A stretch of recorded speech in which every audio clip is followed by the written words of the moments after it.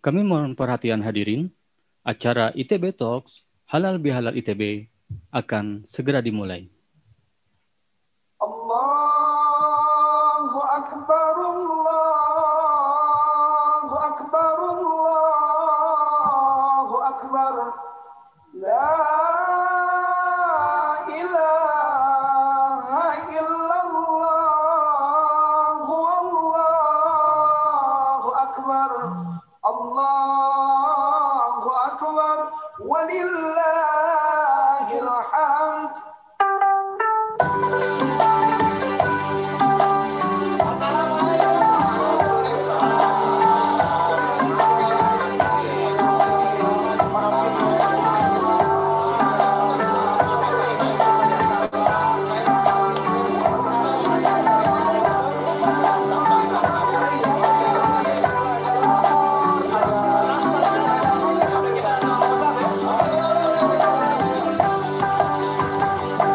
Selamat hari lebaran minal aizin wal faizin.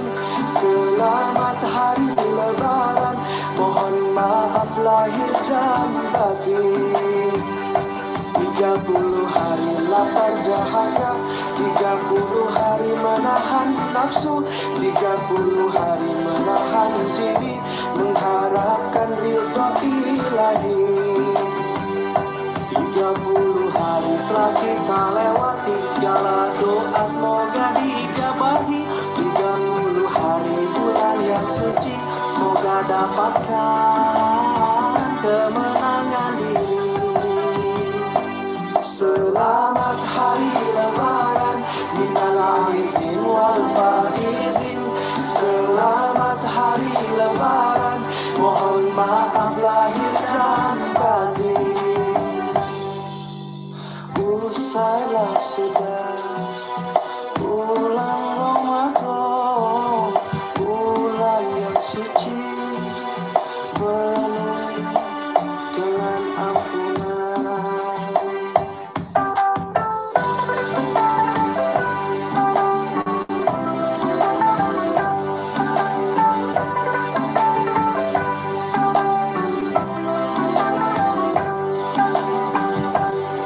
Puluh hari telah kita lewati, segala doa semoga dijabahi. 30 hari bulan yang suci, semoga dapatkan kemenangan diri. Selamat hari lebaran minal aizin wal faizin. Selamat hari lebaran, mohon maaf lahir dan batin. Selamat hari lebaran minal aizin wal faizin. Selamat hari lebaran, mohon maaf lahir dan batin. Selamat hari lebaran minal aizin wal faizin. Selamat hari lebaran, mohon maaf lahir dan batin. Selamat hari lebaran minal aizin wal faizin.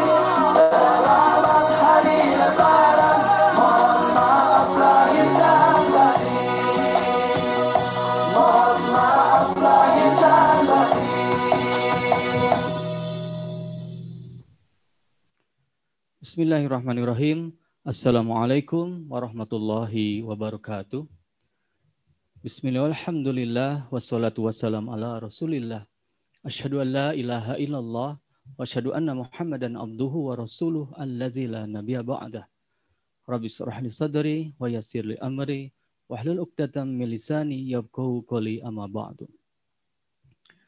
Yang terhormat Imam Besar Masjid Istiqlal, Profesor Dr. Kiai Haji Nasaruddin Umar MA. Yang kami hormati Rektor ITB beserta jajarannya. Yang kami muliakan seluruh sivitas akademika ITB, para tenaga kependidikan, dan para undangan yang hadir secara virtual melalui Zoom Meeting dan YouTube ITB Official. Rasa syukur marilah kita panjatkan kehadirat Allah Subhanahu wa Ta'ala yang senantiasa melimpahkan rahmat, taufik, hidayah dan inayahnya, sehingga pada pagi ini kita dapat dipertemukan dan berkumpul dalam satu majelis yang penuh berkah dalam rangka ITB Talks Halal Bihalal ITB. Mudah-mudahan kehadiran kita senantiasa mendapat ridho Allah Subhanahu wa taala. Amin ya rabbal alamin.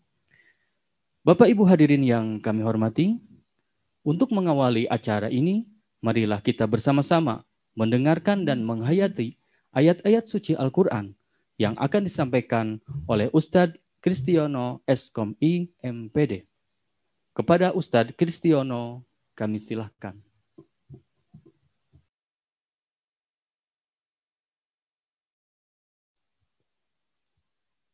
Assalamualaikum warahmatullahi wabarakatuh.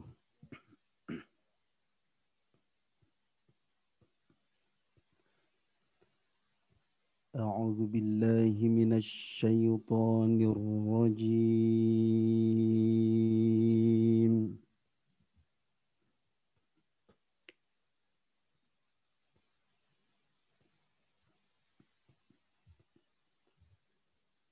Bismillahirrahmanirrahim.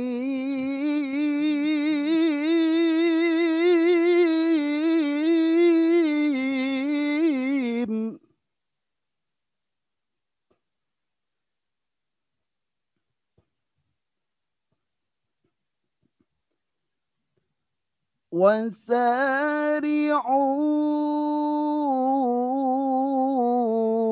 إلى مغفرة من ربكم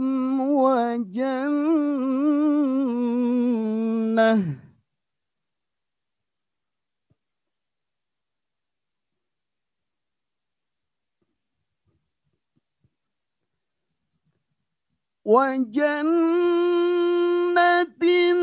عرضها السماوات والأرض أعدت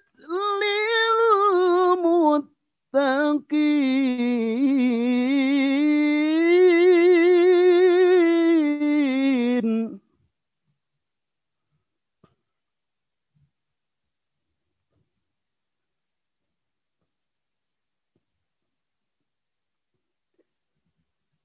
الذين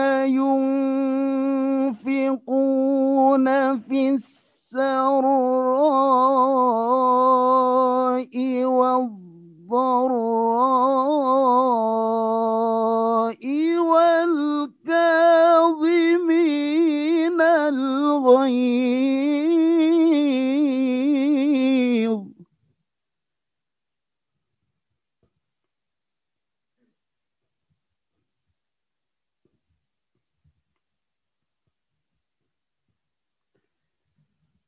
والكاظمين الغيظ والعافين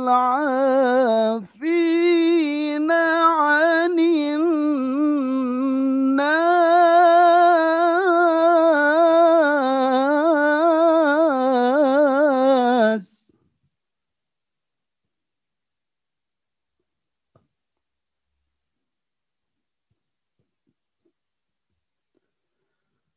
والله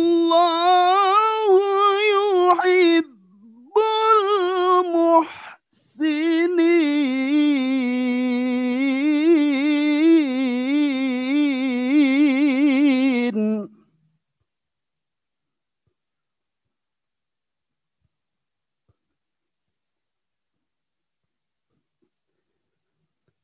والذين إذا فعلوا فاحشة أو ظلموا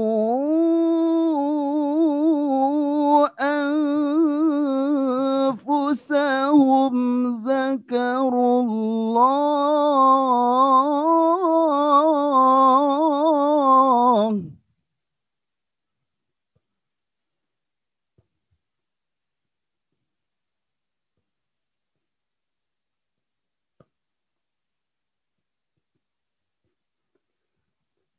أو ظلموا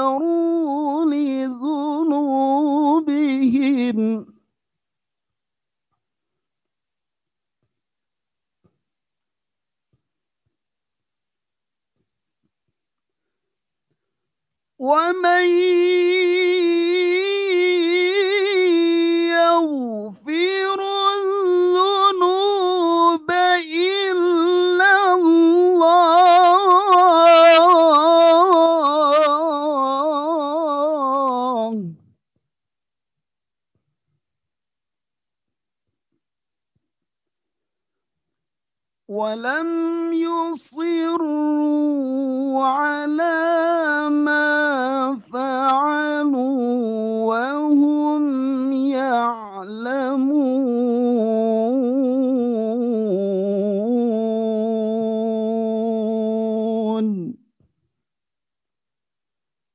صدق الله العظيم.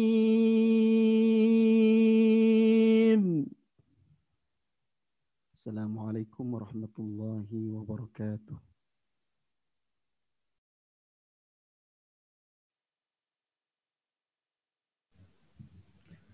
Selanjutnya, kita akan simak bersama sambutan oleh Rektor Institut Teknologi Bandung. Kami silakan dengan hormat Profesor Reini Wirahadi Kusuma, PhD. Terima kasih, Pak Nanan. Suara saya terdengar dengan baik? Jelas, Bu. Baik. Bagus, Bu.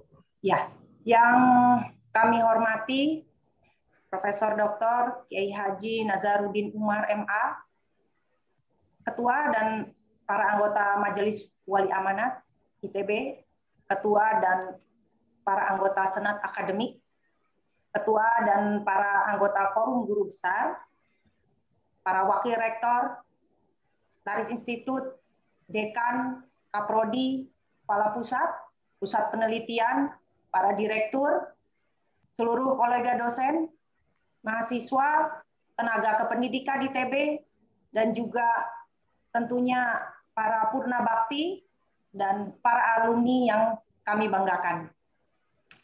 Assalamualaikum warahmatullahi wabarakatuh. Salam sejahtera bagi kita semua. Selamat pagi. Pertama-tama kami sampaikan selamat Idul Fitri 1442 Hijriah. Minal aidin wal faizin, mohon maaf lahir batin kepada seluruh sivitas akademika ITB dan Bapak Ibu yang hadir di acara ini. Kami tentunya banyak kesalahan tidak sengaja maupun disengaja. Mohon sekali lagi maaf dari hati kami semua yang terdalam. Saya sampaikan rasa terima kasih kepada Bapak Ibu sekalian atas kesediaannya meluangkan waktu untuk mengikuti acara Halal Bihalal pada pagi hari ini. Alhamdulillahirabbil alamin. Nah, tauziah pada pagi hari ini mengetengahkan tema semangat Idul Fitri untuk mewujudkan Islam rahmatan lil alamin, persatuan bangsa dan perdamaian dunia. Tauziah yang mengangkat tema yang penting ini akan disampaikan oleh beliau yang sangat tepat, yaitu Bapak Profesor Dr. Kiai Haji Nasaruddin Umar MA, yang kita semua sudah sangat mengenal beliau sebagai ulama besar sekaligus imam besar Masjid Istiqlal. Kehadiran beliau di tengah-tengah kita pada kesempatan kali ini tentunya adalah suatu kehormatan. Terima kasih Pak Profesor Nasaruddin Umar. Saya selaku pimpinan ITB menyampaikan penghargaan yang sedalam-dalamnya atas kesediaan Bapak untuk hadir bersama kita pada pagi hari ini.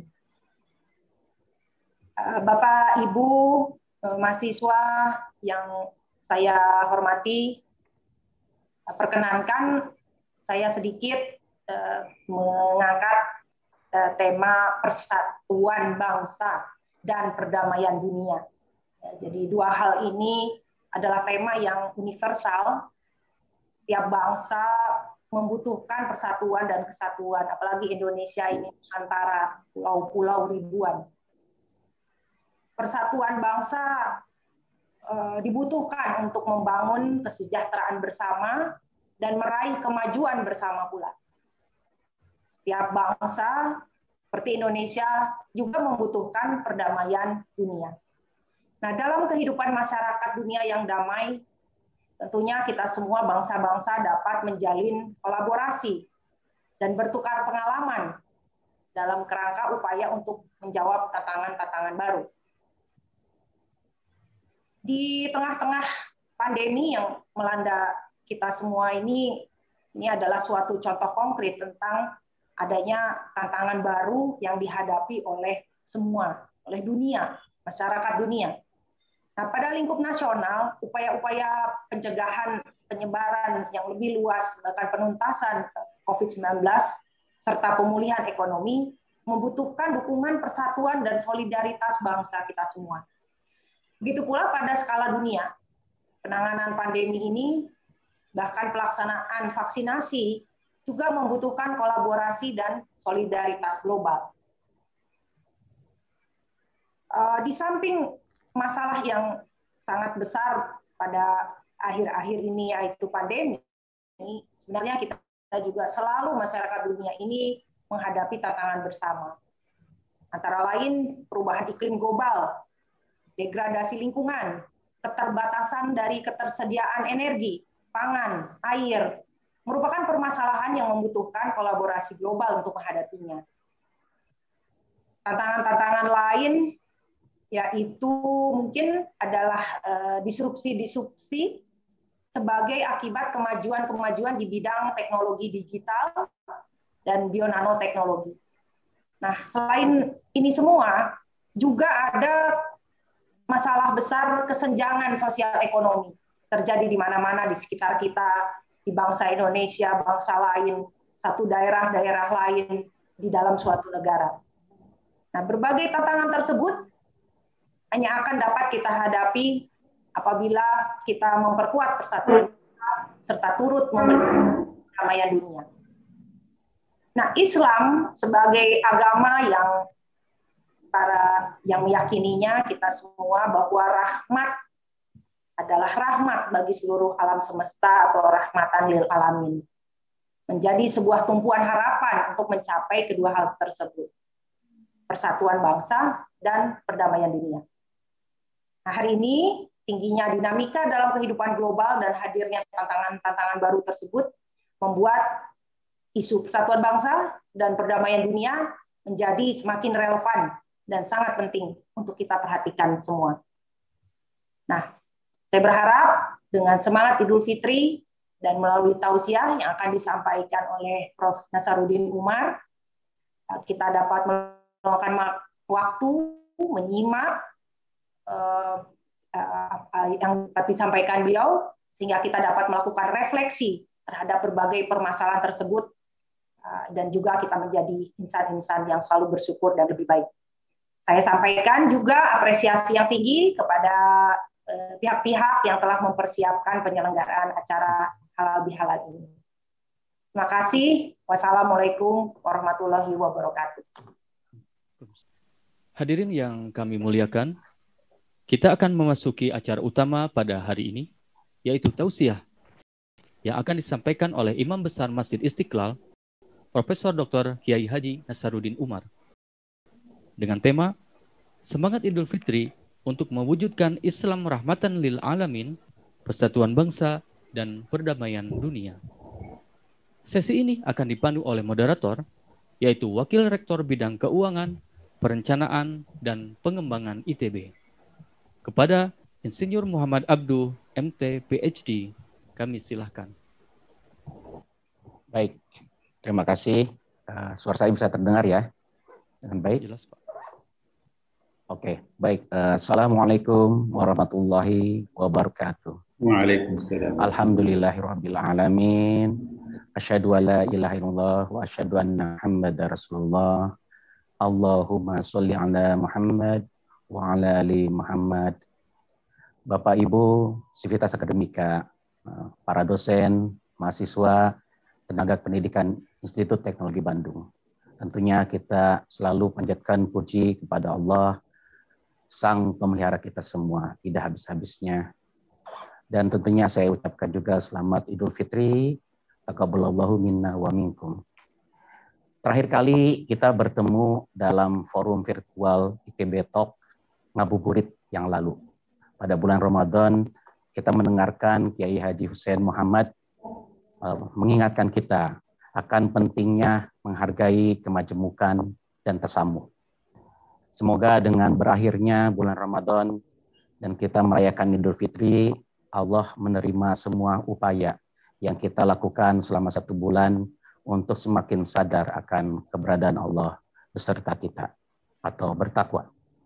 Kali ini Bapak Ibu sekalian, dalam ITB Talks Halal Bihalal, kita juga bersyukur mendapatkan kesempatan kembali untuk mendengar pesan-pesan pengingat terkait dengan makna Idul Fitri dari Profesor Dr. Kiai Haji Nasaruddin Umar yang sudah hadir juga beserta kita secara virtual. Saya ingin menyapa dulu Pak Nasaruddin. Assalamualaikum Pak Nasaruddin.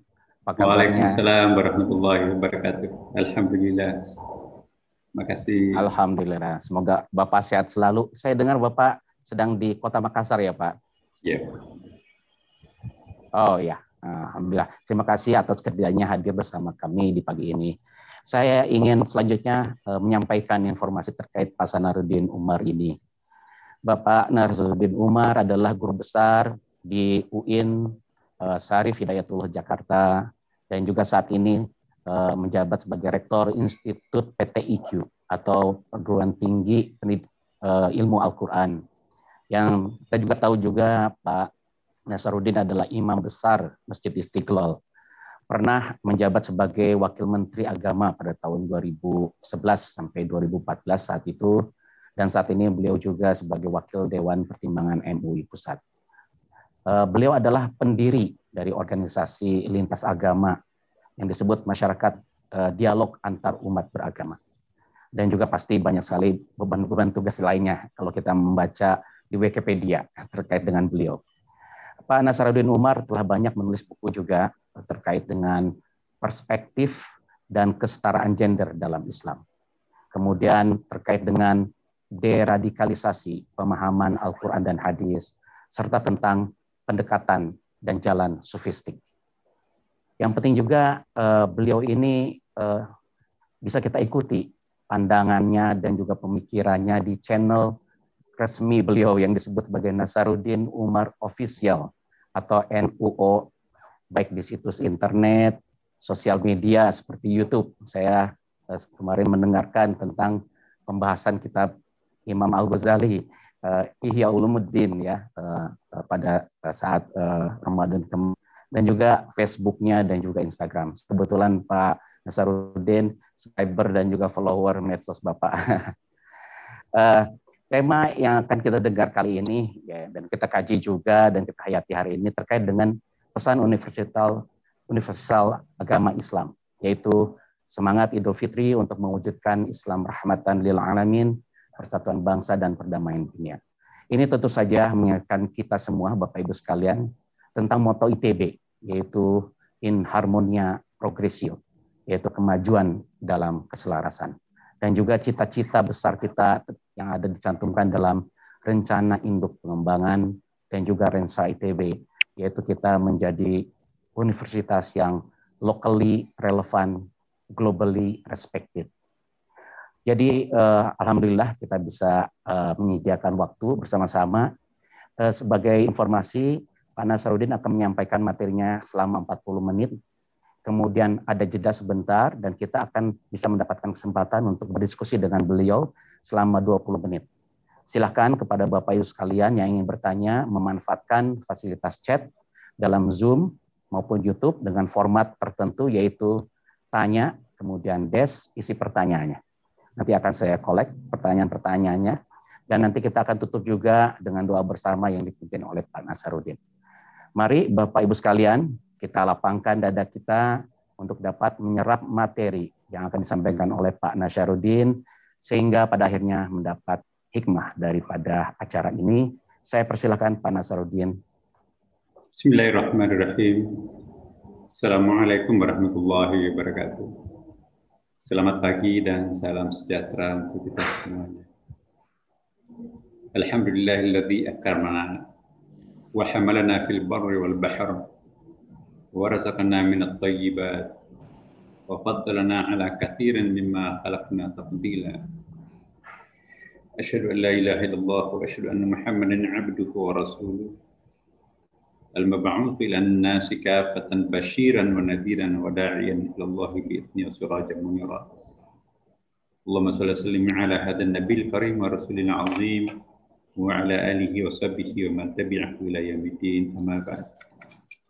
Yang sama-sama kita hormati, kita muliakan Ibu Rektor ITB Profesor Reni Wirahadikusuma. Terima kasih atas undangannya, Ibu. Terima kasih, Pak. Ya.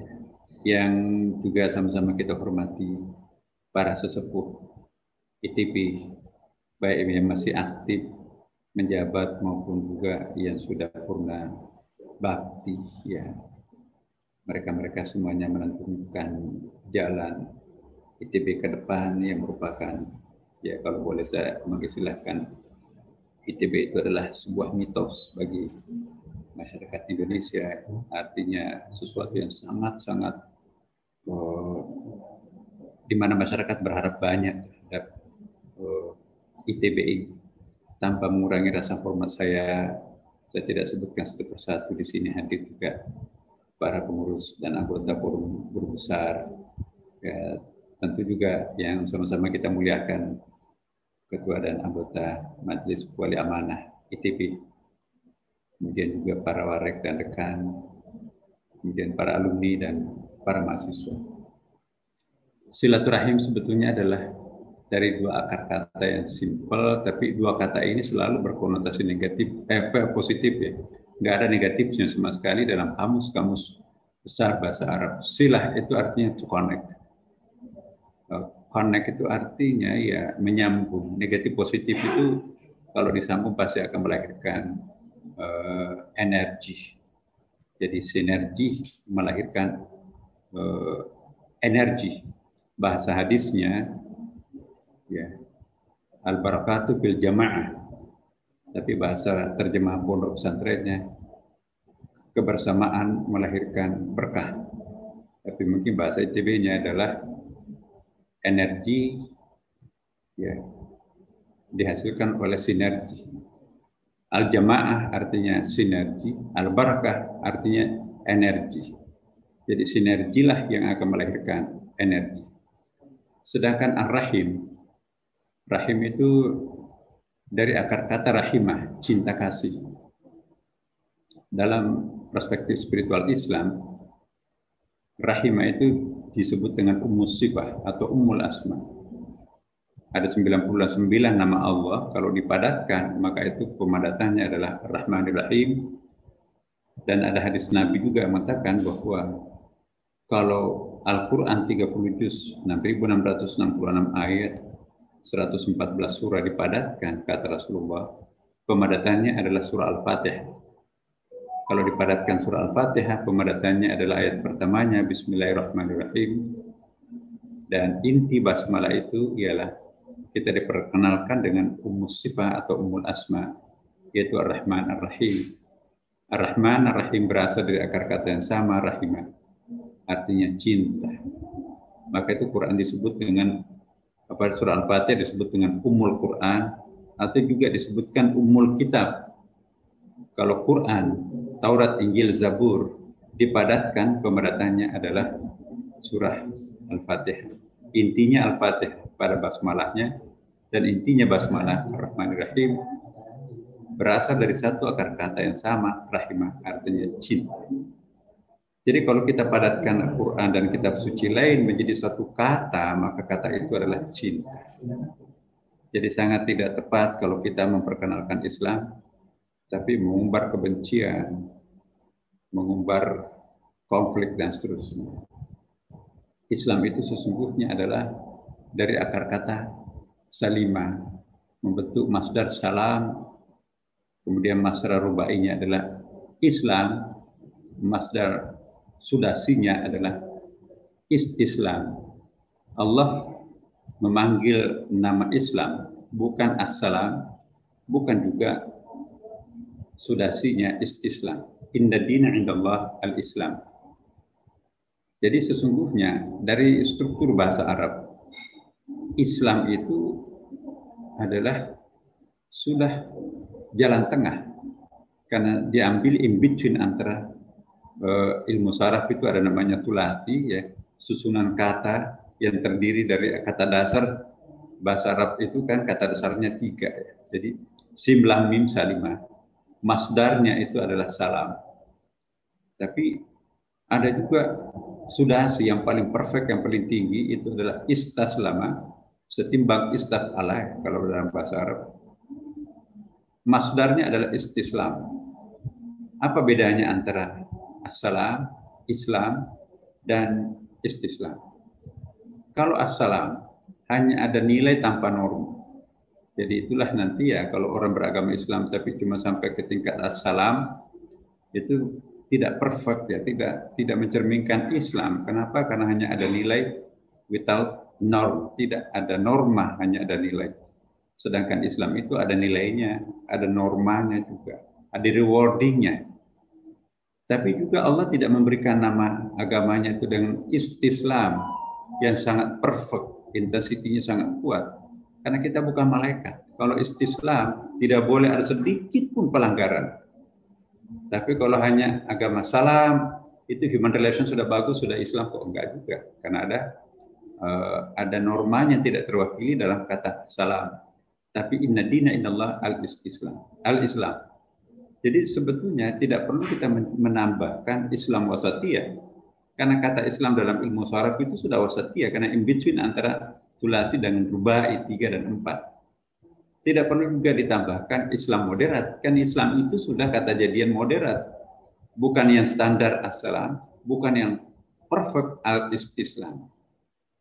Nah, jadi Allah Maha tahu ukuran-ukuran hambanya. Mengapa tidak dipilihkan menjadi istislam? Kita bukan malaikat. Ya, kita pasti punya kelemahan. Maka itu tidak sampai ke maksimum perfect itu. Tapi kita nggak boleh juga menjadi manusia sederhana. Hanya agamanya agama as-salam. Ya, sudah baik tetangganya, antar umat beragamanya. Udah bagus kok. Tanpa perlu sholat, puasa, dan seterusnya. Enggak. Itu tanpa norma, tapi ada nilai aja. Nah, Islam itu ada normanya, tapi itulah ada hikmahnya Allah memberikan tugas kita itu sebagai orang yang beragama Islam, bukan orang yang beragama salam atau bukan orang yang beragama istislam. Nah, as-salam itulah nanti bisa berpotensi melahirkan liberal. Istislam itulah nanti yang akan melahirkan potensi radikal. Gak boleh ada salah sedikit pun. Dia ingin menciptakan masyarakat malaikat kota Tuhan. Itu istislam. Tapi kita juga jangan sembrono menjadi manusia. Agamanya cuma as-salam. Jadi Islam itu in between antara salam dan istislam.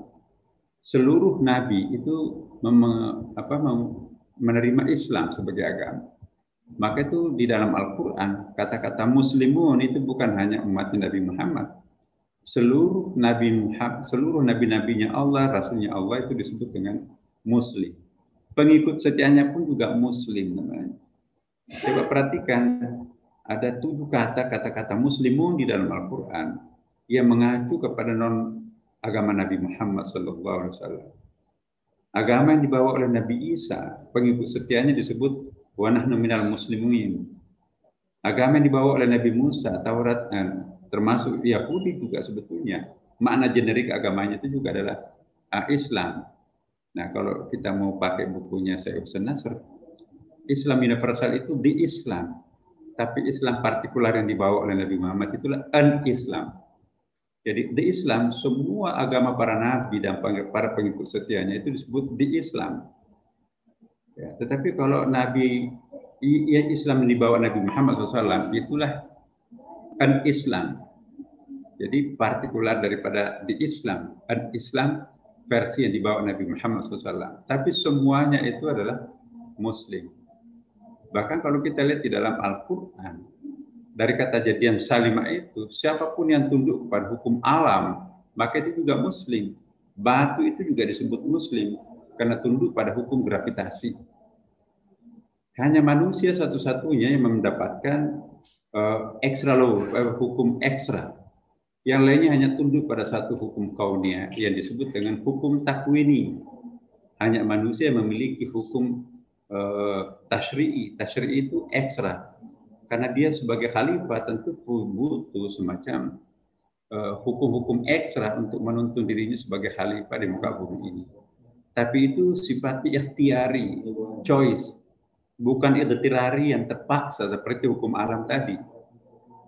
Nah, ini yang perlu kita bedakan. Selama ini kan kita masih menganggap diri manusia itu ya ada superioritinya. Memang iya, tetapi saya ingin menegaskan bahwa satu-satunya makhluk Allah yang bisa disebut eksistensialis hanyalah manusia. Binatang, malaikat, atau siapapun itu nggak bisa berhenti menjadi dirinya sendiri. Manusia lah yang bisa turun naik martabatnya di mata Allah, ya bisa menjadi asfala safilin, menjadi lebih hina daripada binatang, tapi juga bisa lebih mulia daripada malaikat. Asal ditakuin. Yang dibuktikan Nabi menerobos sampai Sidratil Muntaha, sedangkan panglimanya para malaikat Jibril terkapat sayapnya, tidak sanggup energinya mendaki ke puncak. Tapi manusia lewat batas itu. Tapi manusia juga bisa jatuh lebih hina daripada binatang. Balhum adallu, dalam ayatnya ada itu kan. Nah karena itu Bapak Ibu sekalian, memang satu-satunya manusia inilah yang pantas untuk menjadi khalifatullah di muka jagat raya ini. Karena hanya dialah yang mampu mendapatkan Asmaul Husna secara utuh. Malaikat tidak utuh mendapatkan Asmaul Husna. Sebagaimana disampaikan dalam ayat 31 surah Al-Baqarah. Hanya manusia wa'allama adama al-asma'a kullaha. Yang lainnya al-asma jamak tapi tidak ada kata kullaha. Satu-satunya mendapatkan pemahaman nama-nama Allah itu adalah manusia. Maka itu satu-satunya mampu mengelaborate Asmaul Husna adalah manusia. Makanya itu ketika Allah menegur iblis, ma mana'aka an tasjuda lima khalaqtu biyadayya. Kenapa engkau tidak mau sujud terhadap Allah kepada manusia yang aku ciptakan dengan kedua tanganku?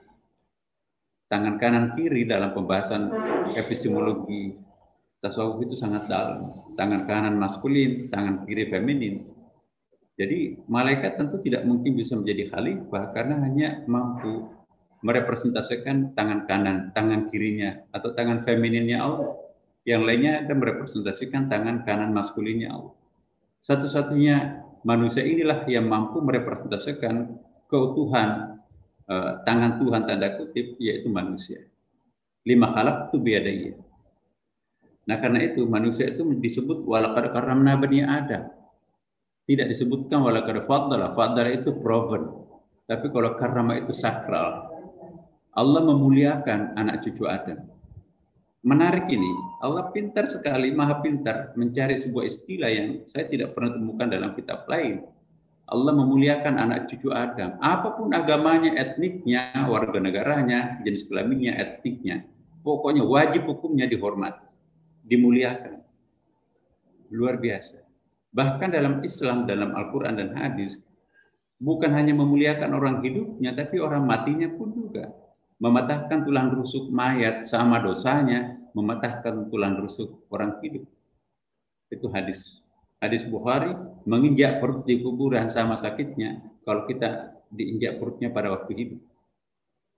Kalau ada mayat yang hanyut di sebuah sungai tidak ada yang mendamparkan, seluruh kampung yang dilewati itu berdosa massal. Kalau ada mayat yang dimakan binatang buas tidak ada yang menguburkan, seluruh kampung itu berdosa massal. Jadi bukan hanya menghargai orang hidupnya, tapi juga menghargai orang matinya. Karena dalam Al-Quran tidak ada kamus benda mati. Makanya itu silaturahim halal bihalal seharusnya bukan hanya untuk sesama orang hidup. Kematian tidak boleh menjadi penghalang untuk bersilaturahim dengan orang yang kita cintai. Ayatnya jelas banyak. Antara lain, innallaha wa malaikatahu yusalluna 'alan nabi ya ayyuhalladzina amanu sallu 'alaihi wa sallimu tasliman. Sesungguhnya Allah dan para malaikat selalu bersilaturahim dulu, sekarang dan akan datang. Itu menggunakan fi'il mudhari. Jadi tensesnya dalam bahasa Inggris itu present and future. Jadi dulu, sekarang dan akan datang Allah senantiasa berselawat kepada Nabi Muhammad. Bahkan ada fi'il amr, instruction. Ya ayyuhalladzina amanu sallu 'alaihi wa sallimu tasliman. Wahai orang yang beriman. Jadi kalau nggak beriman nggak usah dipanggil. Berselawatlah, bersilaturahimlah kepada Nabi Muhammad SAW. Jadi sudah 1450 tahun yang lampau Rasulullah wafat, sampai hari ini berlaku ayat itu, kita diminta selawatan terhadap Nabi Muhammad. Apakah hanya Nabi Muhammad kita perlu menjalin komunikasi? No. Banyak. Al-ulama warathatul anbiya, ahli waris spiritualnya Nabi adalah ulama. Orang tua kita pun juga, waladun salih yad'u lahu, ya kan? Orang tua kita, kalau kita anak saleh, doakanlah mereka walaupun sudah wafat. Jadi silaturahim itu bukan hanya untuk orang hidup, tapi juga orang yang sudah wafat sekalipun. Itu keyakinan kita. Dan silaturahim ini luar biasa, karena dalam Al-Quran, innamal mu'minuna ikhwah. Sesungguhnya orang-orang yang memiliki keimanan itu bersaudara. Imannya seperti apa? Nahnu nahkum bidawahir, wallahu yatawalla sarair. Kita hanya mengukur apa yang tampak. Yang tersembunyi di balik hatinya orang itu urusannya Tuhan. Jangan kita ngorek apakah aliran sesat atau tidak pada keyakinan orang itu wilayahnya Tuhan yang kita akan ambil alih. Percayalah pada Tuhan, itu yang penting, itu namanya mukmin. Apakah nanti percayanya itu berbeda dengan kita, itu persoalan lain. Lakum dinukum waliyadin, kalau agamanya beda dengan kita. Ya, jadi kita bisa memberikan pengakuan orang yang beragama lain, tetapi tanpa harus memberikan pembenaran. Lain pengakuan, lain pembenaran. Pengakuan lakum dinukum waliyadin. Pembenaran ialah la na'budu ya ma'abatkum. Kami tidak akan menyembah apa yang kalian sembah. Itu pembenaran pada diri kita sendiri, karena inna dina indallah al-Islam. Kalau kita memberikan pengakuan sekaligus pembenaran, itu juga bahaya. Karena kita bisa pindah-pindah agama kok, sama semuanya kan. Nah itu enggak. Kita bisa mengakui agama lain tanpa harus memberikan pembenaran. Nah, Al-Quran memberikan pengakuan terhadap agama Nasrani 23 kali. Kristen itu 23 kali mendapatkan pengakuan dalam Quran. 18 kali Yahudi mendapatkan pengakuan dalam Al-Quran. Bahkan aliran sesat, menurut ukuran kita, karena itu bukan agama resmi, itu Majusi itu juga diakui. Jadi urusan agama dan kepercayaan itu kita diminta untuk memberikan pengakuan tanpa harus memberikan pembenaran. Nah, tidak ada dalam Al-Quran innamal muslimuna ikhwah, sesungguhnya orang Islam itu bersaudara. Yang ada hanyalah innamal mu'minun, sesungguhnya orang beriman itu bersaudara. Jadi kalau bangsa Indonesia ini dihuni oleh para penduduk yang beriman pada Tuhan yang Maha Kuasa, seharusnya kita bersaudara. Itu ikatan primordial yang sangat dalam. Ya, ikhwah. Wa aslihu baina ahwaikum, maka jalinlah komunikasi positif antara satu sama yang lain. Jadi jangan karena perbedaan agama menimbulkan konflik. Justru Quran mengorder perbedaan boleh berbeda, tetapi tidak mesti harus adanya konflik. Ya. Kemudian silaturahim juga, Bapak Ibu. Nabi mencontohkan, Quran juga mengisyaratkan silaturahim itu bukan hanya orang-orang hidup, tapi juga orang wafat, ya kan. Bahkan kalau kita lihat di dalam tradisi keilmuan di abad pertengahan, ada 27 ilmuwan yang lahir pada masa itu. Itu kalau ada Nobel pada waktu itu, semua penerima Nobel itu adalah mereka-mereka semuanya, mulai dari the father of chemistry Jabir bin Hayyan, ya, kemudian Al-Khawarizmi, the father of the math, bapaknya matematik, Ibnu Haytham, bapaknya optik, ya, Ar-Razi, Al-Farabi, Ibnu Arabi, Al-Ghazali, dan seterusnya. Nasruddin Tusi, fisikawan. Nah, itu semuanya adalah Nobelian, ya. Tapi apa yang terjadi pada mereka? Mereka itu belajar dengan menggunakan ilmu laduni. Mohon maaf, ayat 60 sampai 82 surah Al-Kahfi itu referensi ilmu laduni. Nah, tapi sekarang sudah mati dan tidak hidup lagi dalam dunia perguruan tinggi kita ini. Even itu UI Jakarta juga tidak memberikan pengakuan terhadap ilmu laduni secara formal. Padahal para ilmuwan di abad pertengahan yang tersohor itu, ya, itu adalah menggunakan referensi ilmu laduni. Ibnu Rushd di pagi hari dokter spesialis bedah 20 jilid kitab butipnya itu ensiklopedia kedokteran. Tapi di siang hari dia menjadi kritikus Plato dan Aristoteles, memberikan syarah apa namanya itu annotation terhadap buku-buku filosofi Yunani. Di sore hari dia fuqaha menulis Bidayatul Mujtahid, perbandingan mazhab, yang saya tidak pernah melihat buku sekomprehensif itu. Di malam hari Kitabul Hikamnya itu tasawuf. Jadi luar biasa, 4 disiplin ilmu yang sangat istimewa, 1000 tahun yang lampau, tanpa laptop, tanpa Google, tapi kok bisa hebat seperti itu. Itu karena ada ilmu laduni. Ya. Wa ma'utitu minal ilm illa qalil, ilmu itu sedikit. Tapi kalau hikmah, yu'til hikmata man yasha wa ma yu'til hikmata faqad utiya khairan katsiran. Hikmah itu unlimited, tanpa batas. Nah, saya nggak tahu nanti teman-teman dari ITB mungkin nggak kita mengembalikan tradisi kejayaan ilmu laduni seperti yang pernah menghasilkan 27 ulama tersohor di zaman pertengahan itu. Allahu a'lam. Nah, bersilaturahim juga dengan binatang. Rasulullah SAW itu mengisyaratkan kepada kita semuanya, ya, bahwa ukhuwah itu bukan hanya ukhuwah wataniyah, ukhuwah islamiyah, dan ukhuwah insaniyah atau basyariyah, tapi ada satu ukhuwah yang belum pernah diperkenalkan di dalam publik masyarakat kita di Indonesia, yaitu ukhuwah makhlukiyah. Persaudaraan kita sebagai sesama makhluk. Padahal itu ayatnya, Qur'annya luar biasa banyak, ya, dan Nabi mempraktekkan. Jadi bersahabatlah dengan tumbuh-tumbuhan, bahkan tidak ada benda mati. Wa in min syai'in la yusabbihu bihamdihi walakin la ta'lamuna tasbihahum. Tidak ada satu apapun makhluk yang tak bertasbih kepadanya, hanya kita yang tidak tahu bagaimana tasbih mereka. Ketika untanya Rasulullah digantikan dengan unta yang lebih seger, kata Rasulullah, lihat unta itu menangis, masih ingin aku duduki, menyampaikan keliling berdakwah, tapi harus diganti. Suatu saat Nabi belusukan ke sebuah pedesaan. Tiba-tiba ia dipanggil-panggil seekor unta. Walaupun sahabat Nabi nggak tahu artinya apa, tapi Nabi tahu. Dia mendekati. Apa yang gazal itu apa namanya? Itu kijang. Apa yang kau minta dariku? Tolong ikatan leher saya ini, tali yang mengikat leher saya dilepaskan. Kenapa? Saya tidak berhak melepaskan engkau karena engkau sudah miliknya penghuni kemah ini. Saya baru saja melahirkan beberapa ekor anak, tapi keburu ditangkap penghuni kemah ini. Perang Arab itu kemah, musim dingin, musim panas, belum kemah. Nah, saya berjanji ya Rasulullah untuk kembali lagi ke tempat ini. Percayalah, Nabi melepaskan tali ikatan gazal kijang itu, lari sekencang-kencangnya. Bayangkan betapa senangnya anaknya bisa menyusui induknya kembali. Timbul perdebatan dalam hati sang kijang antara setia membesarkan anaknya atau memegang komitmen tanggung jawabnya kepada Nabi. Tidak, janjiku kepada Rasulullah, aku akan kembali. Selamat tinggal anakku, mungkin sebentar lagi aku akan disembelih. Bisa dibayangkan bagaimana perasaan seorang induk antara mencintai anak dan mencintai komitmen kepada Nabi.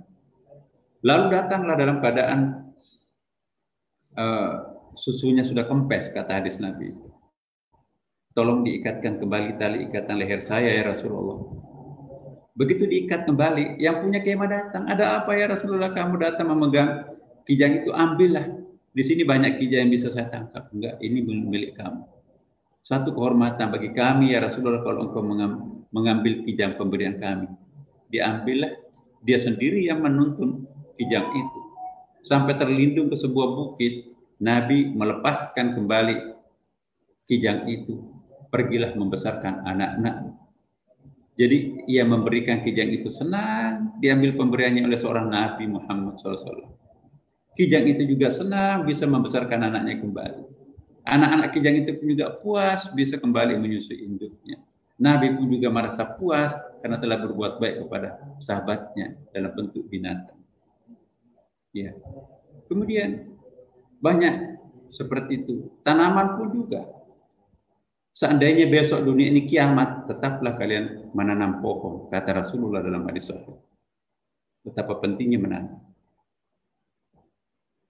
Dan tanaman itu harus ditanam dengan cinta.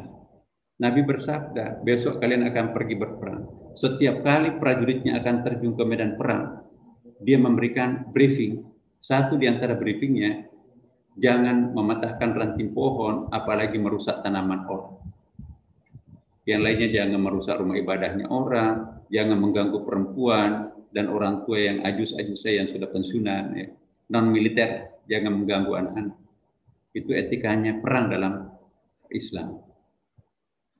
Bahkan benda mati pun, Nabi memberikan satu contoh bahwa barang-barang yang sudah berjasa itu bisa kita pelihara, seperti barang antik yang sudah berjasa. Ada satu hadis, bekas mimbar Nabi yang terbuat dari batang korma, pelapa korma itu, ya, didatangi seorang ibu. Bapak, Pak Rasulullah, boleh nggak kami gantikan dari mimbar kayu? Masa mimbarnya udah jelek kayak gitu? Nah, jadi Bapak Ibu sekalian, terakhir ya saya ingin sampaikan bahwa pada akhirnya mimbar itu menangis. Lalu Nabi berdiri. Apa yang kau minta? Mau nggak engkau aku tanam di pinggir kali, aku doakan engkau hidup, atau nanti engkau akan hidup memberi makan kepada para penghuni surga? Rupanya tidak didengarkan jawabannya oleh jamaah yang memadati masjid sholat Jumat itu pada waktu itu. Nabi menjawab, dia meminta untuk memberi makan penghuni surga. Lalu setelah sholat Jumat, sahabat yang bertanya itu membawa pulang bekas mimbar itu di depan Rasulullah. Dalam riwayat nanti hancur bekas mimbar itu baru dibuang. Jadi memelihara barang antik yang pernah berjasa itu bukan bid'ah sesungguhnya. Ada contohnya beberapa kali. Nah, terakhir sekali Bapak Ibu sekalian, dengan memahami silaturahim antar makrokosmos ini, ya, saya kira ini satu pelajaran yang sangat berarti. Silaturahim itu memupuk jiwa-jiwa feminin kita. Kalau khalifah di muka bumi ini over maskulin, maka yang terjadi adalah penggusuran, pembakaran, ya, dan perusakan lingkungan. Lalu akibatnya apa? Dharal fasadu fil barri wal bahr bima kasabat aydin nas. Alam ini bosan menjadi orang-orang yang diperintah oleh manusia kalau manusia itu melampaui batas. Jadi alam semesta hanya akan tunduk taskhir kepada manusia sepanjang manusia itu benar menjadi khalifah. Maka itu halal ini, bagaimana kita mengembalikan kualitas feminin kita. Allah Subhanahu wa taala lebih menonjol sebagai the mother of God daripada the father of God. 80% Asmaul Husna itu adalah sifat feminin, hanya 20% feminin. Itu pun sifat feminin Allah itu hanya terulang satu kali, tapi sifat-sifat femininnya berulang-ulang kali. Halaman demi halaman Quran itu penuh dengan sifat-sifat feminin Allah. Al-Muntaqi maha pendendam, Al-Mutakabir maha angkuh hanya terulang satu kali. Bandingkan Ar-Rahim 114 kali. Jadi itulah, mari kita menjadi khalifah, mencontoh yang kita wakili, yaitu Allah lebih menonjol sebagai the feminine God, bukan sebagai the masculine God. Dan saya kira kalau ini kita lakukan, otomatis yang dipesankan Ibu Rektor tadi, persatuan bangsa dan perdamaian dunia itu akan terwujud. Kenapa tidak terjadi persatuan dan kesatuan bangsa dan perdamaian dunia? Karena kita semuanya over maskulin. Ego kita itu terlalu over sehingga menafikan yang lain. Mari kita kembalikan kualitas asasi kita, fitrah kita yang seharusnya lebih dominan feminin ketimbang daripada maskulin itu sendiri. Demikian, wassalamualaikum warahmatullahi wabarakatuh. Waalaikumsalam warahmatullahi wabarakatuh. Alhamdulillahirrahmanirrahim. Banyak sekali pesan-pesan pengingat yang disampaikan oleh Pak Nasaruddin Umar kali ini, mulai dari bagaimana kita melihat siapa diri kita dan bagaimana posisi kita dalam berislam dengan Muslim dan juga yang beriman, dan juga bahkan dengan makhluk-makhluk yang lain. Bahkan tadi Pak Nasaruddin menyampaikan bahwa makhluk kosmos. Kita akan jeda sebentar, nanti kita akan masuk kepada sesi tanya jawab. Kepada Bapak Ibu sekalian, silahkan untuk menggunakan forum chatting untuk pertanyaan-pertanyaannya. Silahkan untuk yang jeda yang mau lewat dulu.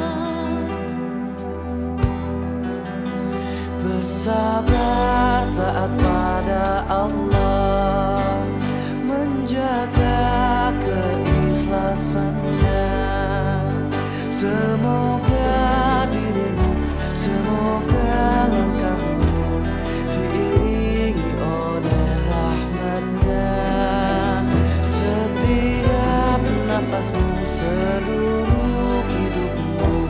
Semoga diberkahi Allah.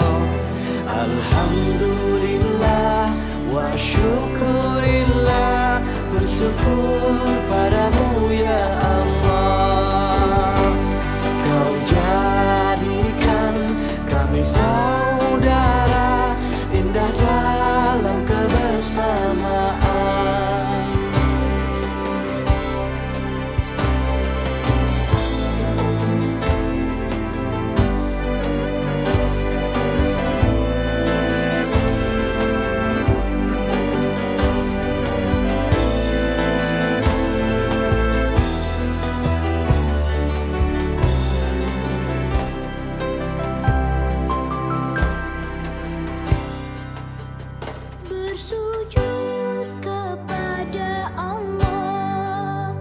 Bersyukur sepanjang waktu, setiap nafasmu seluruh hidupmu. Semoga diberkahi Allah. Semoga dirimu, semoga langkahmu diiringi oleh rahmatnya. Alhamdulillah wa syukurillah, bersyukur padamu ya Allah. Kau jadikan kami saudara, indah dalam kebersamaan. Alhamdulillah wa syukurillah, bersyukur padamu ya Allah. Kau jadikan kami saudara, hilanglah semua perbedaan. Alhamdulillah wa syukurillah, bersyukur padamu ya Allah.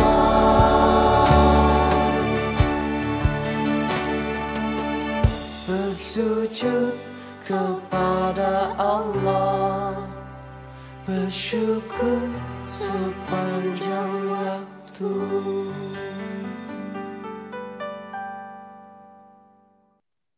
Baik, alhamdulillah tadi kita berjeda sebentar. Pak Nasaruddin sudah ada 5 pertanyaan ini di dalam chatting. Tentunya sangat menarik sekali ini pertanyaan-pertanyaannya. Yang pertama itu dari Pak Asep Suheri. Ya, Asep Suheri bertanya, apa seorang akan masuk surga atau neraka sudah menjadi ketentuan Allah Subhanahu wa taala? Seseorang akan memeluk agama Islam rahmatan lil alamin karena faktor orang tua kita yang memeluk agama Islam. Mohon penjelasannya. Mungkin itu dulu Pak Nasaruddin, silakan. Ya. Awak manusia itu adalah makhluk spesial. Makhluk yang diberikan hukum-hukum ekstra oleh Allah yang disebut dengan hukum tasyri'i. Sehingga dengan demikian ada choice yang diberikan kepada manusia itu fa'alhamaha fujuraha wa taqwaha. Allah memberikan keunikan kepada manusia sebagai satu-satunya makhluk yang unik diciptakan Allah seperti manusia ini, dan yang mengatakan ini adalah Allah sendiri asli takwa. Karena itu ada choice, ada pilihan. Jadi Allah memberikan kecerdasan rangkap di dalam diri manusia, kecerdasan intelektual, kecerdasan emosional, kecerdasan spiritual, kecerdasan bahkan berbagai macam kecerdasan lain di dalam hadis itu disebutkan. Bahkan juga ada kecerdasan spontanitas. Anggota badan kita menginjak puntung rokok itu tanpa harus dipikirkan, itu otomatis menghindar. Itu setiap anggota badan kita itu melekat kecerdasan-kecerdasan. Karena itu ada choice bagi manusia itu mau menggunakan apa kecerdasan-kecerdasan itu. Ya, kalau engkau akan melewati kecerdasannya itu tenggelam dengan nafsunya, dengan keinginan sesaatnya, sensorialnya terlalu over, tapi rohaninya tidak difungsikan sama sekali, ya resikonya ya seperti itu. Kita akan menempuh perjalanan yang disebut dengan sesat, dan ujung-ujungnya adalah harus nanti dicuci di neraka gitu. kalau tidak terampunkan oleh Allah.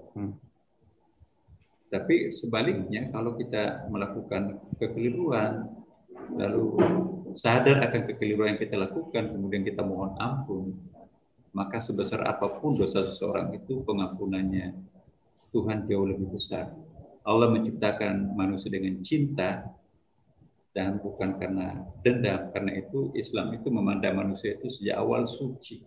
Sekalipun anak zina itu pun juga dianggap oleh Allah sebagai anak yang suci. Termasuk orang yang karena tadi itu. Jadi tidak ada kaitannya anaknya, orang tuanya lah nanti yang bermasalah. Ya, jadi apakah surga atau neraka itu tergantung pilihan kita. Kalau kita mengikuti nafsu kita, tidak ingin mengikuti hukum-hukum ekstra yang diberikan Allah kepada kita, bahkan kita melanggar, maka kita nanti resikonya ya akan masuk ke dalam neraka. Mungkin pertanyaan lanjutannya, kalau memang Allah itu Maha Pengasih, Maha Penyayang, kok kenapa Allah menciptakan neraka? Kenapa Allah menciptakan Fir'aun, ya kan?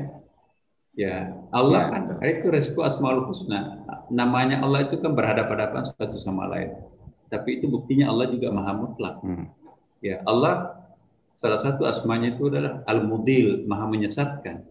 Tapi sifatnya lain itu adalah Al-Hadi, Maha pemberi petunjuk. Salah satu sifatnya Allah itu adalah Al-Mumit, Maha mematikan. Tapi namanya yang lain adalah Al-Hayy, Maha menghidupkan. Nah, kalau Allah Maha penyayang, kenapa menciptakan Fir'aun? Ya, keberadaan Fir'aun itu sebetulnya itu akan memanifestasikan Asmaul Husna. Sifatnya Al-Mudil.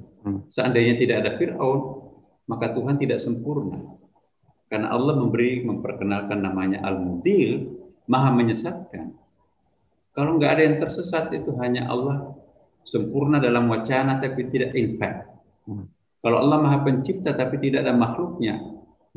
Kalau Allah itu Tuhan tapi tidak ada penyembahnya, apa bisa disebut Tuhan? Kan nggak mungkin. Makanya itu dalam perspektif komprehensif ini harus kita pahami bahwa konsep baik dan buruk itu sesungguhnya itu dari perspektif manusia. Allah itu Maha baik, tentu sosok yang Maha baik nggak mungkin yang jahat, tidak mungkin yang jelek. Ya, kita menganggap jelek itu karena terlalu parsial kita melihat sesuatu itu. Toilet itu jelek, busuk, ya, penyakit, dan lain-lain, bau. Tapi mihrab itu kebalikannya kan, tempatnya imam memimpin sholat, suci dan seterusnya.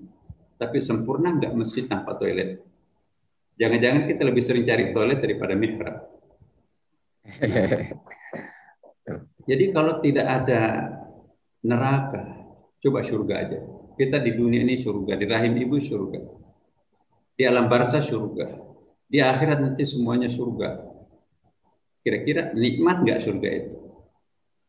Sempurnanya nikmat surga itu karena ada pembandingnya neraka. Atau dibalik, seandainya kita tidak pernah berkenalan dengan surga, di dunia ini kita hidup di dalam lautan api, rahim ibu rahim api, kuburan-kuburan api, kemudian juga di akhirat itu api. Sakit nggak neraka itu? Kan enggak. Jadi indahnya surga itu karena ada neraka. Ya, sakitnya neraka itu karena ada surga. Maka itu dinding yang memisahkan surga dan neraka itu kaca, saling bisa mengintip supaya sempurna kebahagiaan surga, supaya sempurna penderitaan neraka. Ya, kalau tidak ada ya, mematikan, bagaimana ada menghidupkan? Jadi Allah membuktikan dirinya sebagai Maha Mutlak karena Dia bisa Maha segala-galanya. Hanya kita sendiri yang kurang memahami dialektika sifat-sifat Tuhan. Semua kejadian itu tidak lain dari Asmaul Husna itu sendiri. Maka itu saya sering mengatakan Asmaul Husna itu bolehlah kita hafal, tetapi bukan itu yang inti. Bagaimana menjiwai Asmaul Husna itu lebih penting daripada menghafal. Karena alam semesta ini kan adalah produk Asmaul Husna sebetulnya. Ya. Aku ingin melihat diriku sendiri, maka aku memanifestasikan diriku, memperkenalkan diriku dalam Asmaul Husna. Asmaul Husna inilah nanti yang melahirkan alam semesta ini. Karena Allah itu Maha Pemberi. Bagaimana bisa disebut Maha Pemberi tanpa ada objek yang terberi? Maka lahirlah makhluk yang diberi. Allah Maha Pengasih Penyayang. Bagaimana bisa disebut demikian kalau nggak ada objek? Jadi itu manifestasi lanjutan dari Asmaul Husna, maka jadilah makhluk-makhluk ini. Jadi ujung-ujungnya sebetulnya innalillahi wa inna ilaihi raji'un. Dari mana alam semesta ini sembunyi sebelum diciptakan? Bagi kita ya semuanya innalillahi wa inna ilaihi raji'un. Dengan demikian cara pandang kita terhadap alam ini juga harus dirubah. Apakah alam ini terpisah dengan Tuhan? Siapakah sebetulnya alam ini? Dalam Al-Quran kan disebutkan bahwa wa antum samaitumuhunna, kalianlah yang memberikan nama.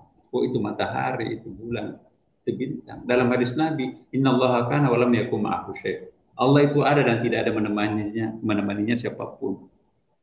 Ya. Jadi kadang-kadang kita nggak sadar, padahal Allah mengatakan, "Bainama tuwallu fatamma wajhullah." Kemanapun kalian menghadapkan mukamu, di situ engkau menjumpai wajah Tuhan. Tapi kita masih sensorial dalam perspektifnya. Misalnya ada kain hijau, ada kain putih. Saya pakai batik hijau, ada kainnya. Kita masih melihat warnanya hijau. Kalau kita fokus pada warna hijaunya, tenggelam kainnya. Tapi kalau kita fokus pada kainnya, maka tenggelam warna hijau. Jadi hijau dan kain itu disebut dengan Khalil.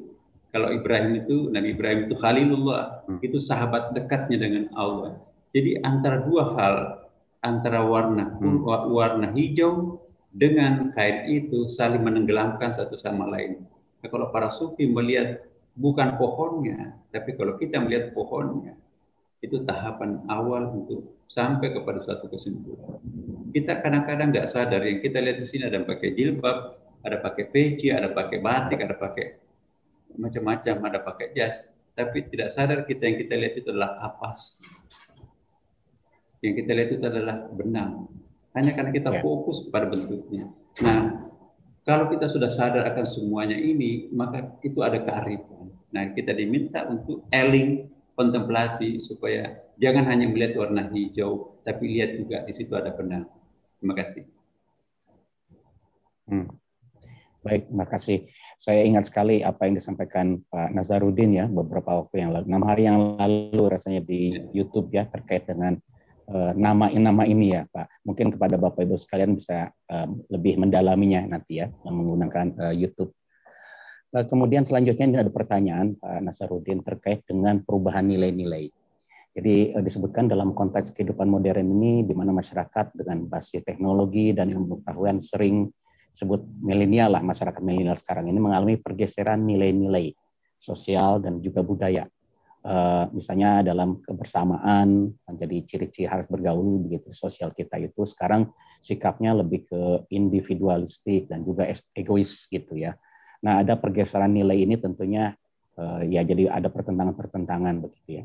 Bagaimana kira-kira nilai-nilai ini bisa kita lihat kemana arahnya begitu. Kemudian juga gimana Islam, nilai-nilai Islam ini tetap bisa menjadi rahmatan lil alamin. Demikian Pak. Ya, jadi perubahan itu sunnatullah, ya. Natural sciences. Dan Allah serta Nabi Muhammad SAW itu sudah mempersiapkan umat Islam ini menjadi masyarakat yang terbuka, ya, open-minded. Utlubul ilma walau bisin, tuntutlah ilmu sampai ke tanah Cina. Nggak ada orang Islam di Cina pada waktu itu. Itu proaktifnya seorang nabi. Ya.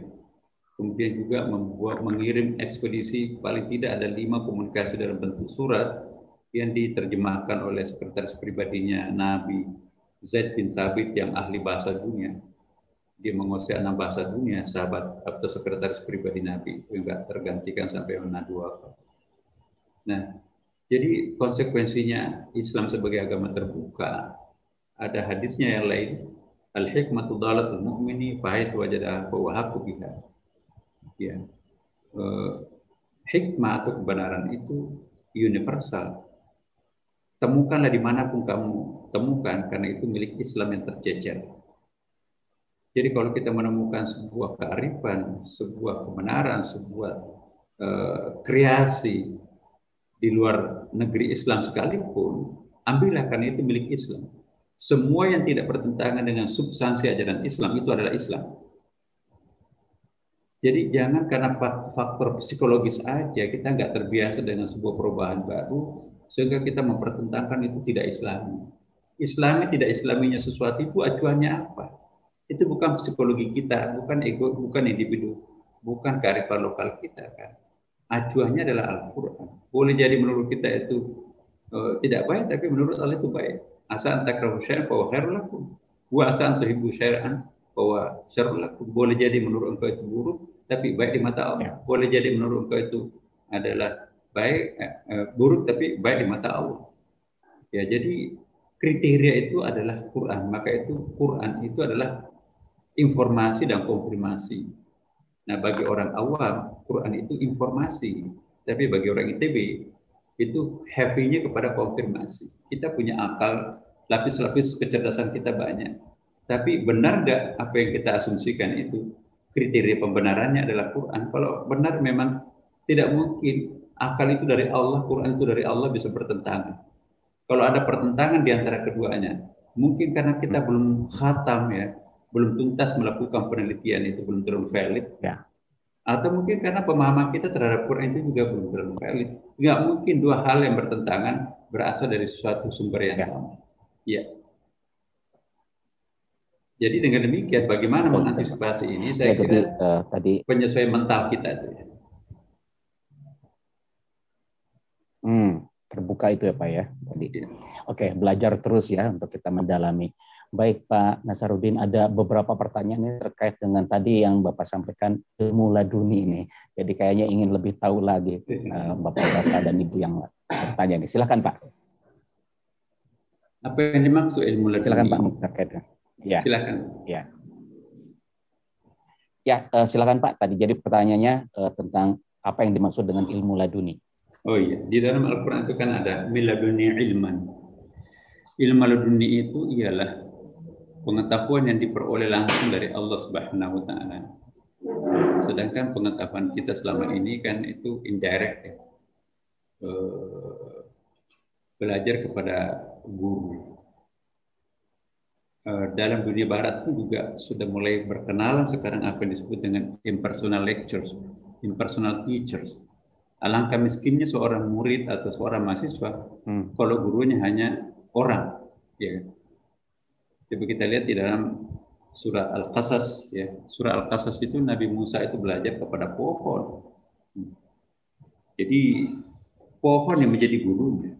Kemudian Nabi Musa, Nabi Sulaiman, wa ulimna mantiqat tayr. Ya, aku diajari oleh burung. Jadi burung itu adalah gurunya, kan? Nabi Musa, falamma atahanu dia Musa di surah Al-Qasas ayat 30. Nah, dengan demikian alam semesta ini sesungguhnya adalah ayat ya. Bahkan duluan harus dibaca daripada Al-Qur'an itu sendiri. Coba kita lihat Iqra. Nggak ada Quran kan pada waktu itu. Jadi duluan yang harus dibaca itu adalah alam semesta. Kitab-kitab makrokosmos ini dalam bentuk alam semesta ini duluan harus dibaca daripada kitab mikrokosmos Al-Quran. Ya, makanya itu ahli ayat makrokosmos itulah sesungguhnya lebih ulama daripada yang kita pahami selama ini ulama ya. Coba kita lihat surah Al-Fatir ayat 28 Bapak Ibu. Innama yakhshallahu min ibadihi ulama. Satu-satunya kata al-ulama dalam Al-Quran itu mereknya terhadap ayat 27-28 itu surah Fatir itu bicara tentang kimia, fisika dan biologi ya kan. Tentang langit, tentang warna-warna pohon, tentang buah-buahan, tentang binatang. Lalu ditutup ayatnya, innama yakhshallahu min ibadihi ulama. Sesungguhnya yang paling takut terhadap diriku ialah al-ulama. Jadi ahli fisika, kimia, biologi, ya itulah orang yang paling lebih takut terhadapku. Nah, justru kata ulama itu tidak muncul dalam konteks hukum syariah, enggak. Justru munculnya pada konteks kimia, fisika, biologi tadi. Nah, jadi saya ingin mengatakan bahwa dalam konteks ulama ini, mestinya ulama itu tidak dimonopoli oleh satu disiplin ilmu tertentu. Ayat-ayat syariah dalam Quran itu hanya 5%. Ayat-ayat kauniyah termasuk kisah-kisah Nabi itulah yang memonopoli Quran sebetulnya. Kisah itu 3/4 jumlah totalnya dalam Al-Quran. Nah, di sela-sela kisah itu kan banyak sekali ayat kauniyah di situ. Ya. Jadi ayat ITB lebih banyak di Quran daripada ayat-ayat UI. Ayat UI itu cuma 5%. Ya, iya itu yang agama syariat itu. Jadi seharusnya sebetulnya yang lebih pantas untuk disebut al-ulama dalam konteks Al-Quran itu ialah jangan-jangan para alumni ITB. Kenapa? Karena dia memahami tentang hukum-hukum kauniyah. Ya, kita lihat, ini mohon maaf pada para ulama. Jadi kita nggak boleh memandang enteng teman-teman kita dari pengetahuan umum, itu kan tahu apa tentang agama, nggak pantas disebut ulama. Padahal kalau kita kembalikan, kata-kata ulama di dalam Al-Quran itu merek terhadap orang-orang yang ahli tentang kimia, fisika, biologi, gitu kan. Surah Fatir ayat 27-28. Ya. Jadi satu sama lain saya kira harus komplementer. Maka itu pemahaman komprehensif Quran, tafsir Quran jangan dimonopoli oleh satu kelompok disiplin ilmu tertentu, ahli bahasa Arab misalnya, enggak. Harus konsorsium. Jadi mungkin ITB atau siapa? Kelompok ITB, jangan-jangan tafsir yang dikeluarkan nanti itu adalah lebih monumental karena bisa menyingkap misteri 3/4 Quran selama ini nggak tergarap. Ya mohon maaf kalau saya mengatakan agak ekstrim seperti ini, semata-mata karena saya ingin bahwa Quran itu adalah kitab untuk semuanya. Terima kasih.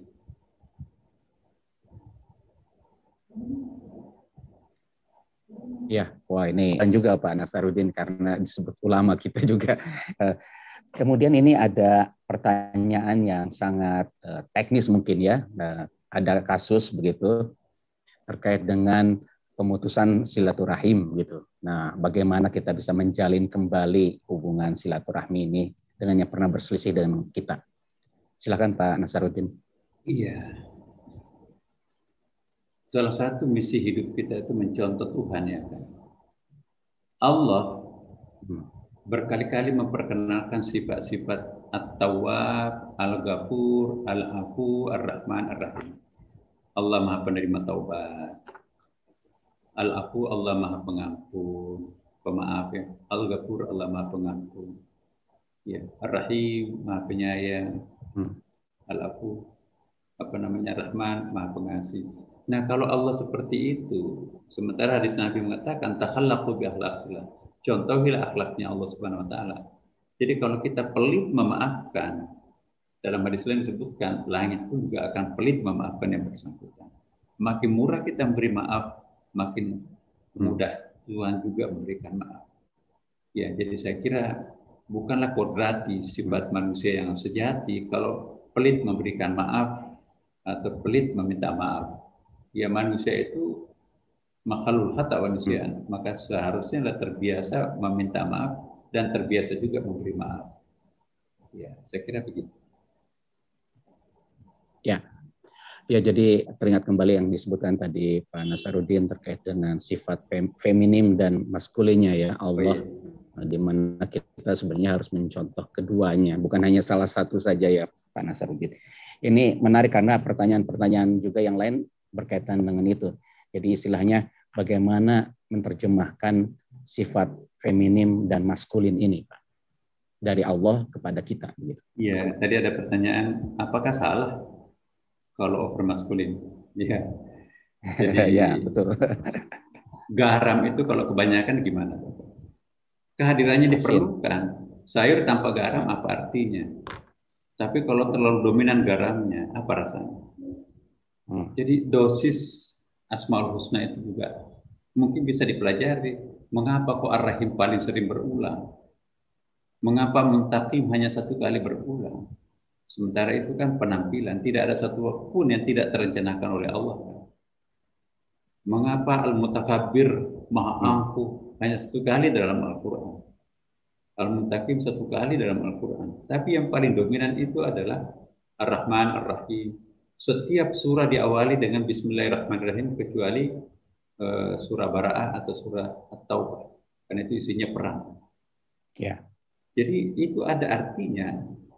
114 kali Bismillahirrahmanirrahim itu tidak ada yang sama satupun. kandungan makna Bismillahirrahmanirrahim pada surah Al-Fatihah artinya tidak sama dengan Bismillahirrahmanirrahim pada surah Al-Baqarah, surah An-Nisa dan surah-surah. Jadi fabi ayyi ala'i rabbikuma tukadziban tidak ada artinya sama sekalipun sebutannya sama. Warnanya itu ditentukan oleh konteks tadi. Jadi memahami konteks itu juga sangat penting, Bapak Ibu sekalian. Jadi saya kira memahami teks hadis Quran itu tidak boleh kita terpisahkan dengan asbabun nuzul Quran dan asbabul wurudnya hadis. Itulah yang membuat orang itu biasanya ekstrim dalam berpendapat kalau memisahkan antara sabab urut dengan hadis itu sendiri. Satu contoh, Nabi mau memimpin sholat maghrib, tiba-tiba ada yang kentut sahabatnya di belakang. Nabi mengatakan, ayo siapa yang kentut silakan berwudu. Nggak ada yang mau keluar. Saling tatap menatap, ayo keluar.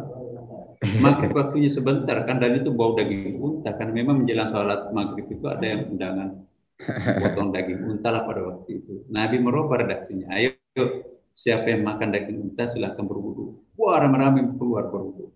Selamatlah orang yang kentut. Padahal Nabi tahu sahabatnya malaikat kan. Dia tahu siapa yang kentut, tapi tidak ingin mempermalukan orang di depan umum. Jadi kalau ada orang yang suka menonjok batang hidung seseorang di depan orang, maka itu sangat tidak mencontoh Nabi Muhammad SAW. Diplomatislah sedikit seperti Nabi itu. Nah, apa artinya kalau kita pegang hanya teksnya? Itu artinya daging unta itu membatalkan wudhu kan? Karena najis kan, membatalkan wudhu. Siapa yang makan daging unta silakan berwudhu. Berarti logikanya membatalkan wudhu. Nah, malapetaka bagi Saudi Arabia. Orang padang pasir kalau unta itu satu-satunya binatang padang pasir kan adalah unta. Hanya unta yang bisa bertahan hidup 14 hari ya di padang pasir tanpa makan minum karena punggungnya berisi lemak bisa cair kembali untuk memberikan konsumsi nutrisi pada saat kelaparan. Nah kalau itu tidak boleh disentuh karena membatalkan wudhu, bahaya. Jadi harus memahami bahwa konteksnya itu dalam diplomatis itu. Jadi tidak berarti tidak boleh menyentuh unta. Kendaraannya Nabi unta kok. Ya, saya kira jangan sampai nanti kita berpegang teguh hanya kepada teksnya, ya, tapi tidak pada konteks. Nabi makan dengan 3 jari-jari tangan. Makanannya Nabi kan roti, kita makanannya nasi. Kalau sudah hampir imsak harus makan dengan 3 jari.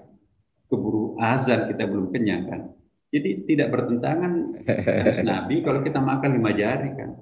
Malah kalau makan roti 5 jari, rakusnya kelihatan. Jadi harus memahami konteks itu. Terima kasih. Betul, Pak. Ya ini jadi juga tidak mesti harus terkait dengan tidak mesti harus mengikuti budaya Arab untuk for the best Muslim. Kita bisa menjadi orang Indonesia ya. Ya inilah kita harus membedakan antara ajaran Islam dan budaya Arab. Setiap budaya itu punya culture right untuk menafsirkan Al-Quran. Oke. Silakan. Ya, jadi ini juga ada pertanyaan-pertanyaan terkait dengan banyaknya yang mubalik ya, yang begitu ekstrim Nasaruddin ya kepada tadi mungkin kerah makulinya saja begitu ya, tapi mungkin juga ada yang sangat feminim gitu. Tadi jadi keseimbangan itu penting sekali di sini. Jadi mungkin nggak perlu dijawab, tapi ini ada pertanyaan yang mungkin terkait dengan bagaimana praktisnya sebenarnya. Jadi kita membangun dengan mungkin ya kita sejawat ya, kemudian kawan yang berbeda agama gitu ya, kemudian di masyarakat, bahkan mungkin sekarang konteksnya internasional begitu ya. Bagaimana kita menjadi rahmatan lil alamin ini? Silakan Pak Nasaruddin. Iya. In the fact, ya, dalam fakta kenyataan nanti itu ada ayat yang menarik untuk kita baca. Idza jaa nasrullahi wal fath wa ra'aitan nasa yadkhuluna fi dinillahi afwaja. Ini prediksi Quran. Dalam bahasa Arab itu ada ilmu balaghah itu apabila bentuk past tense digunakan untuk melukiskan peristiwa yang akan datang, itu pasti menunjuk kepada 2 hal. Pasti kejadian itu akan terjadi. Yang kedua pasti sangat indah kejadian itu. Jadi idza jaa itu fi'il madhi kan. Jadi melukiskan sesuatu yang akan datang pasti akan terjadi dan pasti akan mengesankan. Ayat itu mengatakan kalian akan melihat orang itu masuk Islam berduyun-duyun berbondong-bondong karena kesadarannya sendiri, entah itu kesadaran intelektual, kesadaran emosional. Nah, rahmatan lil alamin itu kan akan mulai terasa. Apa kata Hillary Clinton di Indonesia kemarin kan? Islam is fastest growing religion in the world sekarang. Agama Islam itu adalah agama yang paling cepat berkembang di dunia ini. Quran itu adalah sampai per hari ini the best seller.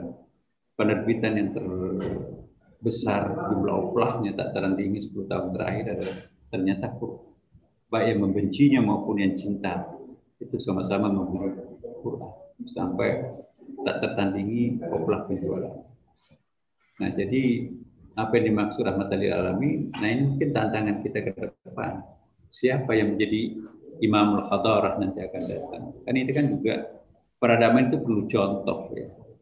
Peradaban ideal itu perlu contoh.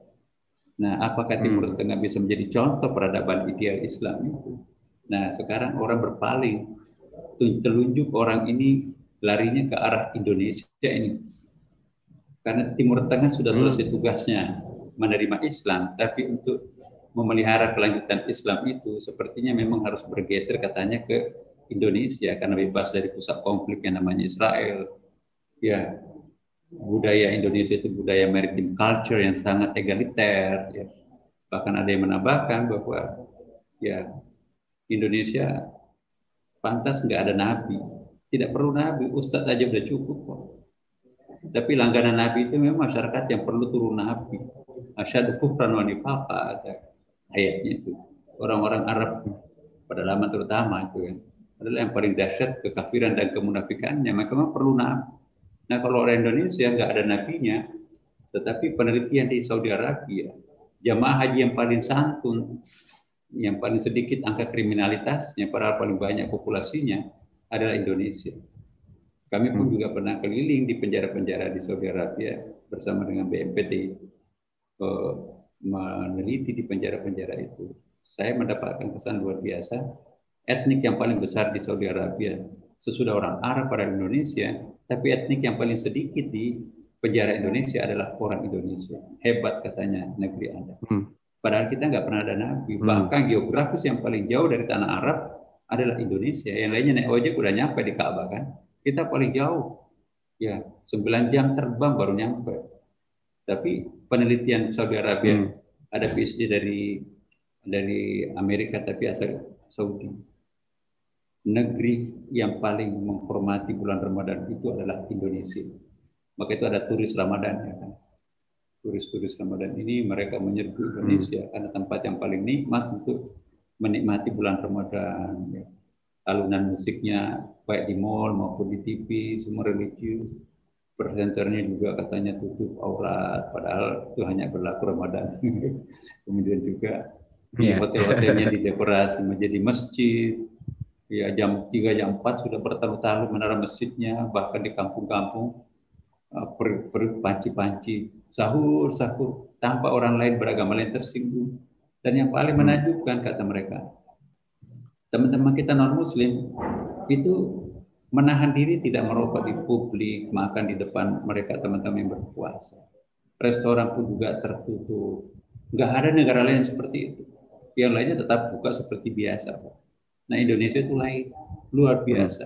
Penghormatan satu sama lain di Indonesia ini. Jadi peradaban ke depan itu ada yang mengatakan sudah bergeser ke Indonesia.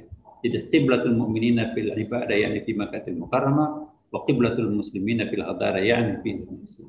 Jadi kiblat ibadahnya Muslim itu di Mekah, Ka'bah kan, dan kiblat peradaban dunia Islam modern nanti akan datang katanya adalah di Indonesia. Nah, kalau mau maka saya kira ya yang perlu menjadi imam di sini adalah saya kira teman-teman dari ITB ini bagaimana menampilkan sosok figur seperti yang pernah lahir 27 scholars, Muslim scholars yang monumental pada saat itu.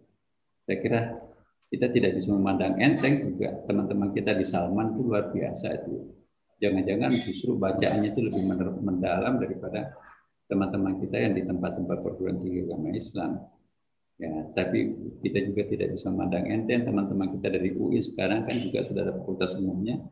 Siapa tahu juga nanti bisa memperoleh sesuatu yang justru lebih istimewa dari apa yang ada di ITB. Kan tidak tertutup kemungkinan. Jadi competitiveness antar satu dan yang lainnya perlu diciptakan supaya nanti muncul brilian, perfect di bangsa kita ini. Terima kasih. Ya, in harmonia progressio ya Pak ya. Bersama-sama kita progres dalam kemajemukan. Ya, sebenarnya motonya. banyak sekali pertanyaan-pertanyaannya Pak. Ya, banyak sekali pertanyaannya. Ini bukan main kesempatan dengan Bapak, pasti jarang sekali. Tapi waktu juga yang bisa memisahkan kita karena ini sudah lebih daripada waktu yang disediakan kepada saya. Nah untuk itu Pak Nasaruddin, saya juga tidak akan menyimpulkan. Saya pikir banyak sekali hikmah yang kita dapatkan hari ini. Saya mohon kepada Pak Nasaruddin untuk memandu doa kita bersama. Insya Allah Allah mengabulkannya. Silakan Pak. Ya, doa spesial kita untuk teman-teman kita sesama warga kampus khususnya ITB ya. Mari kita doakan ITB supaya betul-betul menggapai visi misinya di bawah kepemimpinan ini Ibu Rektor kita ini. Femininity is the superpower. Mudah-mudahan insyaallah. Baik, bismillahirrahmanirrahim. Bismillah tawakkalna ala Allah, bismillah tasminna billah, bismillah tasminna billah, bismillah masyaallah. La ya'ti bil khairi illa Allah, bismillah masyaallah, la yasifu su'a illa Allah, bismillah masyaallah. Ma kana min ni'matin fa min Allah, bismillah masyaallah, wa la hawla wa la quwwata illa billah. Bismillah Rasulullah, bismillah ja'a nasrullah, bismillah barazat Rasulullah, bismillah Rasulullah. Bismillah ilamat ayatullah, bismillah tawqanaitullah, bismillah nahnu fi amanillah, bismillah dakhalna fi sa'ati lailah. Bismillah kharajna ala sahra'i Muhammad Rasulillah, bismillah qul kullu min indillah, bismillah kafatullah, bismillah alhamdulillah. La ilaha illallah, Allahu akbar. Allahumma la tada' lana fi maqamina hadha dhanban illa ghafarta, wa la hamman illa farajta, wa la maridan illa shafaita, wa la mayyitan illa rahim. ولا مبتلى إلا عافيت ولا دينا إلا قضيت ولا ضالا إلا هديت ولا جاهلا إلا علمت ولا مجاهدا في سبيلك إلا نصرت ولا ولدا إلا أصلت ولا عيبا إلا سترت ولا حاجة من حوائج الدنيا والآخرة رضا ولا نفي صلاة إلا أعطنا ولا قدرت ويسرتها برحمتك يا أرحم الراحمين. اللهم إنا نسألك الهدى والتقى والعفاف والغنى. اللهم ربي زدنا علما مباركا وارزقنا فهما. رضينا بالله ربا بالإسلام دينا بمحمد النبي والرسول. ربنا آتنا في الدنيا حسنة وفي الآخرة حسنة وقنا عذاب النار. والحمد لله رب العالمين. السلام عليكم ورحمة الله وبركاته. Alhamdulillahirrahmanirrahim. Bapak Ibu sekalian, Sivitas Akademika ITB, berakhirlah acara ITB Talk halal bihalal. Kita mendapatkan banyak sekali materi dari Pak Nasaruddin Umar. Semoga bisa menjadi hikmah bagi kita dan kita bisa melaksanakannya insya Allah sesuai dengan apa yang tadi didoakan juga. Insya Allah dikabulkan. Dan saya kembalikan kepada panitia. Terima kasih Pak Nasaruddin Umar. Hadirin yang kami hormati, demikianlah uraian hikmat dan doa yang telah disampaikan oleh Imam Besar Masjid Istiqlal, Profesor Dr. Kiai Haji Nasaruddin Umar MA. Semoga menambah ilmu pengetahuan dan dapat kita amalkan dalam kehidupan sehari-hari. Baiklah hadirin, acara demi acara telah terlaksana. Akhirnya marilah kita tutup acara ini dengan mengucapkan hamdalah. Alhamdulillahirabbil alamin. Terima kasih atas perhatian dan partisipasi hadirin dalam mengikuti acara ini. Wassalamualaikum warahmatullahi wabarakatuh.